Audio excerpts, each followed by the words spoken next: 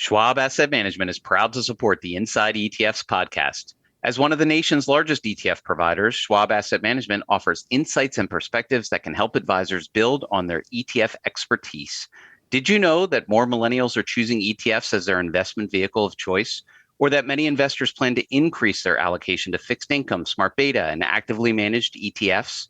Find out how ETFs can support your clients' goals with Schwab Asset Management's educational resources. Learn more at schwabassetmanagement.com/ETF know-how.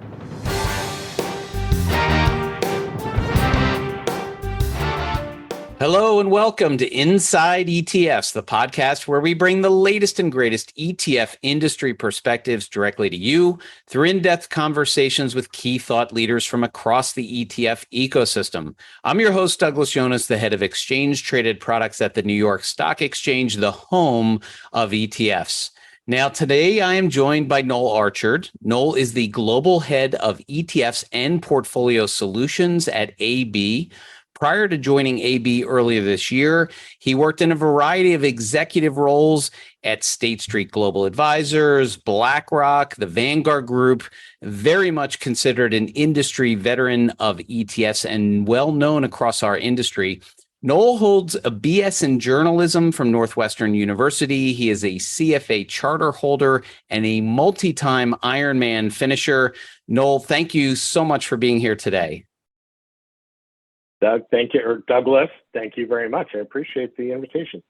So, Noel, I want to go back in time. You and I have known each other a long time. Many people know you from your career, but your career didn't start in ETFs. You know, was there a spot where you said to yourself, "Hey, I'm actually now in the ETF business versus maybe in the finance business"? And you know, was there like a pivotal moment where you said, "Yeah, this is what I'm doing now"? Yeah, you know what? I think there have been several of those moments, and I always think of myself as participating in the greater financial industry. It's such a fascinating business, but so much of my career has centered around the ETFs. And I think, you know, when I think about some of those pivotal moments, the first one was just really that introduction to ETF. Back at Vanguard, I had the very good fortune of being put onto a strategic team early in my career. It's just one of those, you know, hey, there's a bunch of things going on in the marketplace. Sit down and take a look at the lay of the land. And the team that I was working on, ETFs was one of several items that they were examining. And because I had, you know, a Series 7, it was like, okay, you get to look at the ETF. And the more I dug into this, you know, for the team where we were doing, you know, classic SWOT analysis for senior staff at Vanguard, the more I really got intrigued. I mean, this is early days. Again, this is 2003. So, you know, SPY's about 10 years old at this point. You know, the sectors have been out for 5 years. And so we were seeing some participation there. Other sponsors were gearing up. But, you know, as I really looked at it and dug into it, it just fascinated me that there was this vehicle that was so accessible, that had so many of the great attributes at the time. Was very, you know, index focused, but also, you know, very democratizing. And I wanted to be involved in it more. And fortunately for me, during the midst of that sort of research project, Vanguard was looking for someone to focus on product managing the ETFs, the Vanguard Vipers, as they were called at the time, and I ended up in that role. So that was sort of that first big pivot where I said I really, you know, want to focus on this, and there happened to be a job available that let me do that at Vanguard. You know, a lot of times on this show, we talk a little bit about careers and mentorships and guidance for maybe younger listeners. A lot of people who may not know this, I actually worked for Noel, and Noel, for a period of time, yes, I reported to him, but more importantly, throughout the course of my career, was often, you know, an outside mentor where I would reach out to him directly and ask him questions. One of the things I've always found from you is your sort of innate ability as to when to know to make a change. And I think change for a lot of us, whether it be your investment change in a portfolio, change in wealth management, but career change. What is it that sort of sparks to you, hey, it's time for a change? Because you've done that numerous times, everything from moving to a new country to going on what I'll call like a work sabbatical, going between very large firms, different jobs. What is it that says to you, hey, it's time to make a change? When things start to feel a little bit routine, that's maybe a warning sign, or where you're not feeling like you're challenging yourself and learning. But the flip side of that coin is when the thing that I'm thinking about doing scares me. That's usually a good marker of like, oh, I should probably think about doing this, because if you're scared of doing it, it's probably because it's not going to be easy. It might be like, the right thing to do, or the right opportunity to jump into, but it's going to challenge you, and it's going to feel uncomfortable. So I look for some of those uncomfortable moments and then test, does it feel like, a right fit and something that I want to get into? I guess that's where a lot of your Ironman races, because boy, talk about challenging yourself. One of the things that you've done, Noel, over the years that we've worked together, you've handed me a lot of books. You're an avid reader. A lot of them I think back to some of them being historical fiction, actually quite a few historical fiction books. Do you look backwards and say, hey, I look at the world of finance backwards and then I look forwards? And is there a spot where you just sort of said to yourself in your career, ETFs are the future. These are the future, wrappers, if you will, for asset managers. And I'm going to go full steam ahead here. You know what? I think when I looked at them, I remember hearing early on in the ETF industry, Dan Dolan, who worked has worked with so foundational on the select sector spiders, and some of the work that that he did and continues to do in that space. But early on in his career, when he stumbled across ETFs and looked at them, he said something once, just that ETFs were one of those rare financial instruments that the more he looked at them and the more he got to know them, the more he continued to like them, that they continued to perform. And again, this was quite some time ago that he said that. And as I looked at them, it's again, as you study, financial trends or things that, that happen, a lot of financial products or access points get a little stale to some degree because they don't evolve. And, life is constant change, right? The markets are constantly changing, but, there are some aspects that don't change, right? And that's diversification can be really critical. Risk controls can be really critical. Controlling the factors that you can control in your financial life is really critical. And ETFs as a vehicle have those attributes, in that you can own them anywhere. You can control your costs. You're not paying the freight for somebody else. And as the markets have evolved, as our ability to fit different exposures into the ETF has evolved, the product has remained resilient. And so for me, that was part of the driver of what keeps bringing me back to the ETFs. And again, this is, Doug, we've been doing this a long time. There's no, silver bullet. There's no one thing. Our clients, they use passive products, they use active products, they use mutual funds, ETFs, separate accounts. They're trying to put together, an outcome. The ETFs have been now for almost 30 years in just 5 or 6 months in the U.S. Such a resilient vehicle, and I think to me that's what has intrigued me, is that resiliency and that ability to evolve and change over time. I kind of think back to some of our conversations around, personal growth and growth for businesses and so much focus. And then, for the team at AB, so a lot of people know the AllianceBernstein name. Maybe you do or don't know the rebrand to AB. So we're going to refer to AB as they should be referred to. But boy, what a team to luck out and get someone coming with your background, with your caliber and your passion for the ETF business. What is it? You're now on the inside, you're at AB. What is it that drew the AB team to ETFs? And could you talk a little bit about the recent launch? Because you've just entered with your first 2 ETFs. Yeah, well, thank you for those incredibly kind words. Probably I don't feel deserving of them, but very appreciated. I think,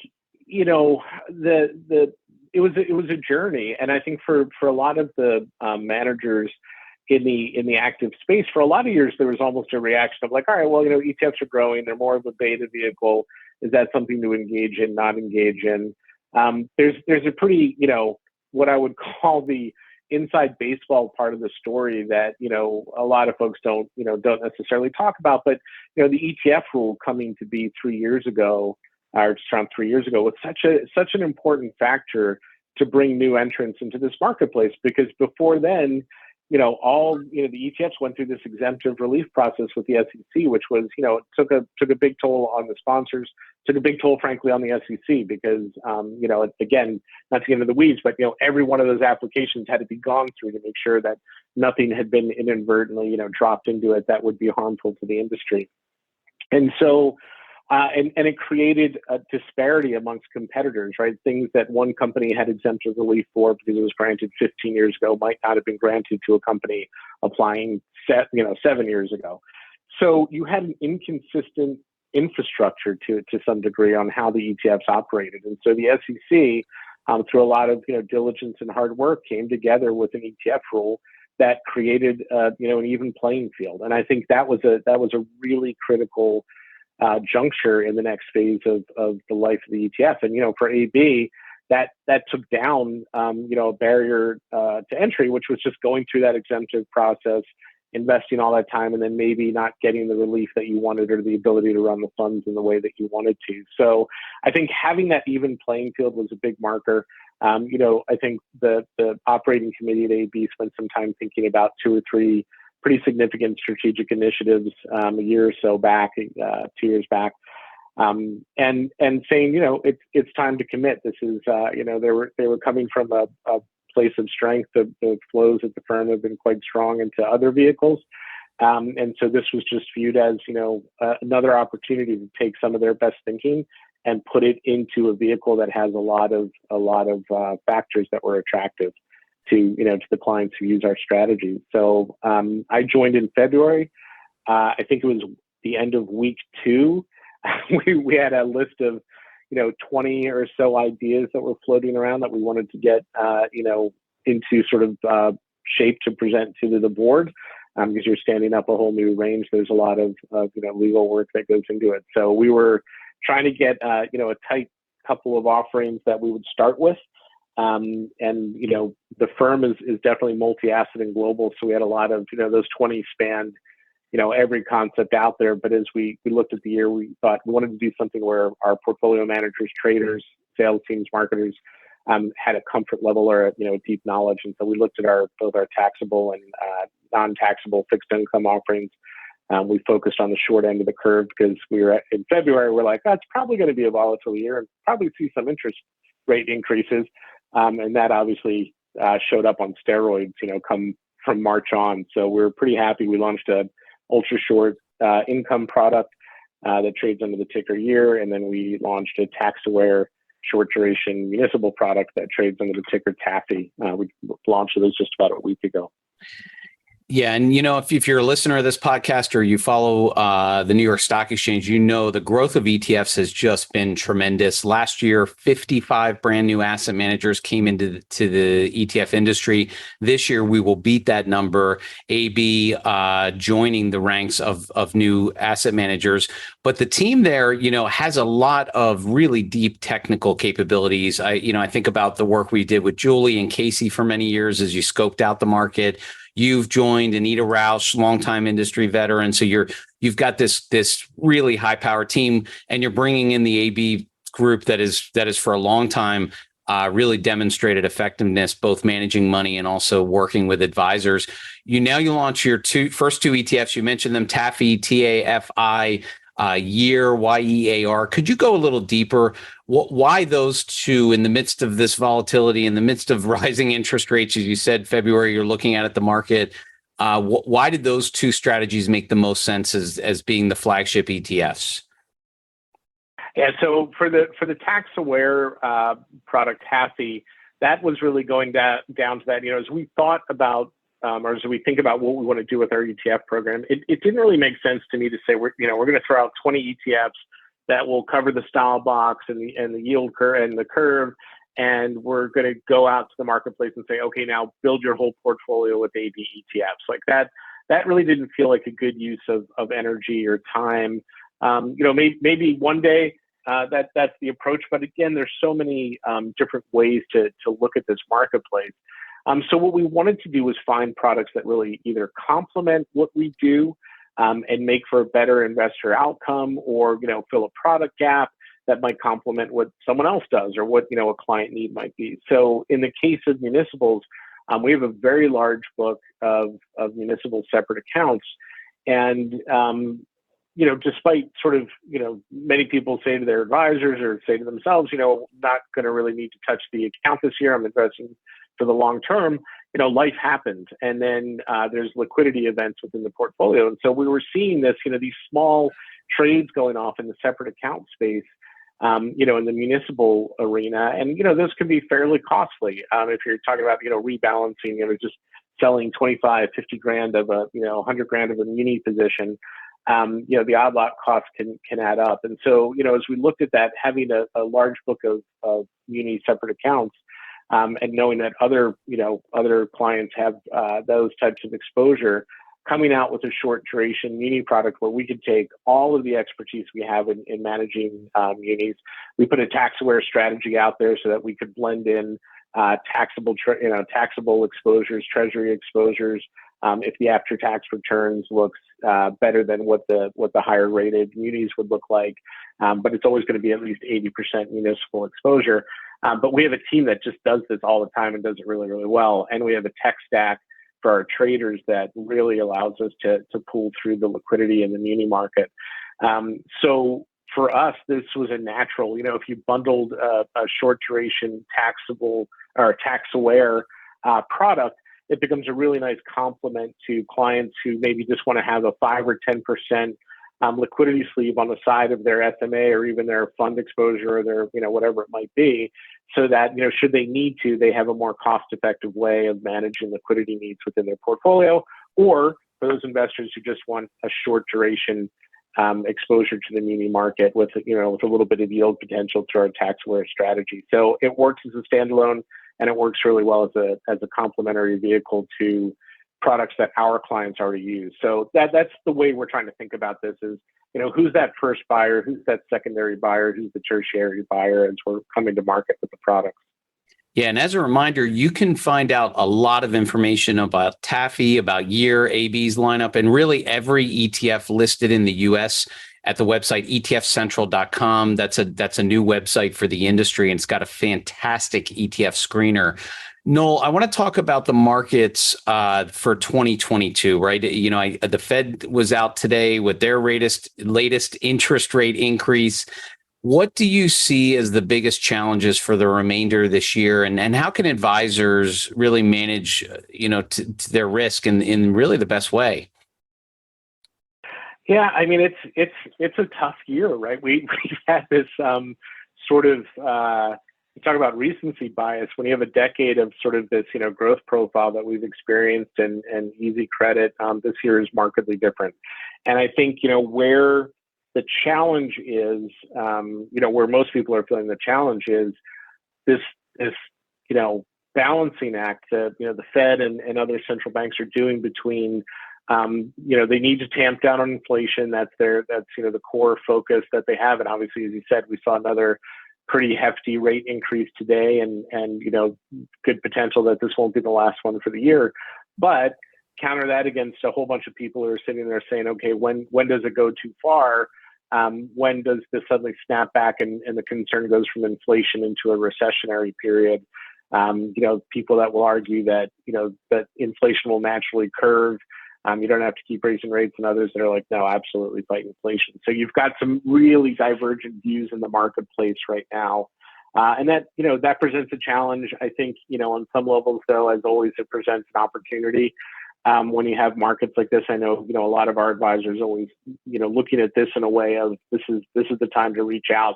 We look at this in this way too. This is our moment to reach out to advisors, help them with their business needs and with some of the thought leadership that we want to convey around what's going on in the marketplace. So, again, this was partly why we went with shorter duration funds, even of the ultra short income product. We're like, money is going to be in motion at the end of the year. We have a lot of tax loss harvesting for the first time in a long time, and people are going to need areas to park that cash while they're deciding which way to jump on this. So, what we've been talking to the market, to our clients about is really, where you can. Sometimes this isn't always possible, but where you can, try not take just that short-term view. Try and step back and at least have a bit of that view of that, 3 years out, 5 years out, what is it going to look like?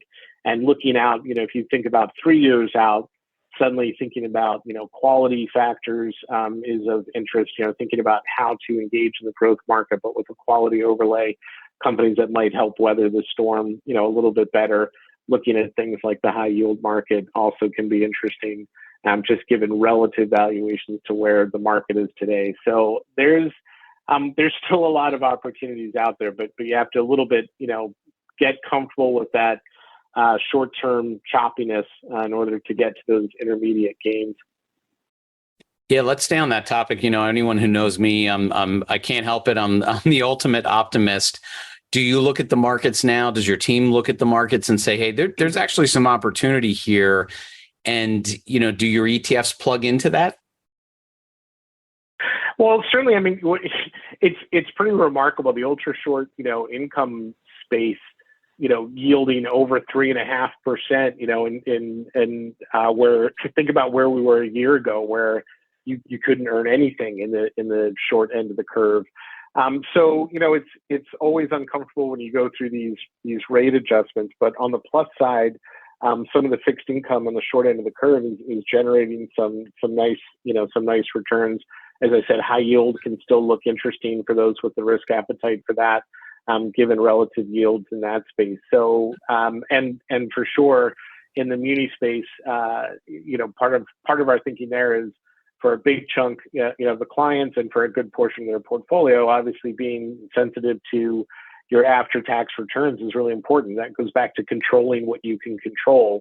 And this is a lot of the focus of even our future products that we're contemplating coming out on the ETF side, is this whole idea of like, what are the big themes? What are the outcomes that are just always important to investors? And, it's about income. It's about risk controls in the portfolio. It's about, for some investors, it might be about sustainability overlays, how that looks like. It's about controlling for inflation. So there's a lot to be done out there when you think about the larger, themes across portfolios. And could the market still go down another big chunk? Of course. There's still plenty of I think, as I said, choppiness that we're going to experience in the next 12 months. Just given the realities of the marketplace today and some of the moves that have to be taken to right the ship somewhat, and then you always have the wild card factor that can come in out of the blue. But the long term, some of the fundamentals are actually looking better from a valuation perspective than we've seen in a while. So Noel, for the advisors out there, strategists, anybody who's plugged in who says, hey, I haven't historically worked with AB, but boy, now you have ETFs and I want to engage. Is there sort of a right way to be plugged in with your team? How do they reach the AB group?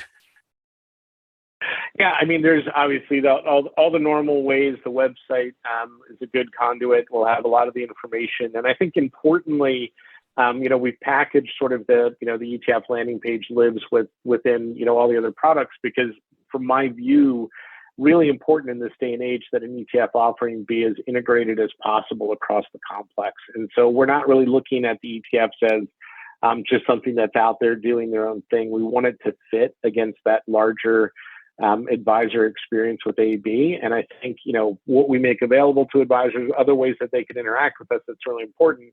We bring a lot of unique insights into the capital markets. I think people that know AB or even know of AB know us as a very research-driven firm. So our capital markets outlook, we have a disruptor series that really just talks about different ways of thinking about some mainstream topics. I talked already about, we have a lot of outcome-driven products, and those are available in multiple structures. So it's not just an ETF story, it's a separately managed account story. With some really cool tools that support how advisors can think about using those in their practices. And then most importantly, we have interactions set up to really help advisors partner, partner with them to help grow their practice. So we have an Advisor Institute, a digital coach program. All of this, again, you can start either by reaching out to an AB relationship manager or consultant, or go to our website and you'll feed right into the contact points there. You can go to abfunds.com as a quick shortcut to get there. Yeah, and for those that haven't gone to that website, it's pretty impactful. They've got economic perspectives, investment insights. You've got great video content out there. So really a high quality educational website. Noel, before we wrap, for those that have maybe been following your career for some time, or maybe new to the world of ETFs, any advice that you would give to the younger generation that are trying to follow in your footsteps? We talked about it earlier. I mean, I think it's, the one thing I always think about, it's pretty rare this doesn't cross my head every time we think about something new to do or how to approach, the marketplace, is that this is other people's money. It's really fun to come up with great ideas and things that could be impactful to to your business or capture people's attention, but they've got to work. We throw the word innovation around in the industry a lot. To me, great innovation means great ideas coupled with great execution that solves the client's problem. And that's the thing. I think that the gut check we should do all the time is, are we putting our clients first? Are we putting our best foot forward with strategies or executions and how to approach, the business? And then the second most important thing is just keep asking why. It's really easy to get into a rut. And, early on in the ETF days, we didn't have a playbook. And so we were just sort of making things up as we went along. And a lot of it worked out. And then, the next generation comes along and, builds on that and keeps building. But sometimes it's easy to get into, well, this is the way it's done. Well, the tech is a lot better than it was 10 or 15 years ago. The access around the globe is better than it was 10 or 15 years ago. The insights that we have are better than 10, 15, 20 years ago, just through sheer computational power and the spread of knowledge. So just because something was built one way or distributed one way or serviced one way 10 years ago doesn't necessarily mean that's what's going to work best today. So, just challenge yourself. Again, I go back to, if it makes you uncomfortable, it's probably a good thing to probe a little bit more.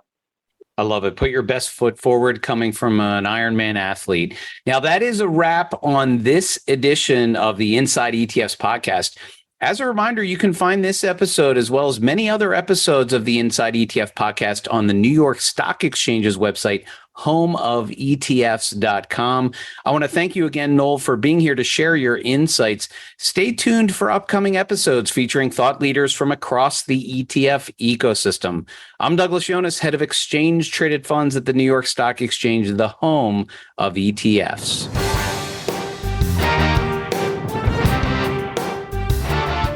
Schwab Asset Management is proud to support the Inside ETFs podcast. As one of the nation's largest ETF providers, Schwab Asset Management offers insights and perspectives that can help advisors build on their ETF expertise. Did you know that more millennials are choosing ETFs as their investment vehicle of choice? Or that many investors plan to increase their allocation to fixed income, smart beta, and actively managed ETFs? Find out how ETFs can support your clients' goals with Schwab Asset Management's educational resources. Learn more at schwabassetmanagement.com/ETF know-how.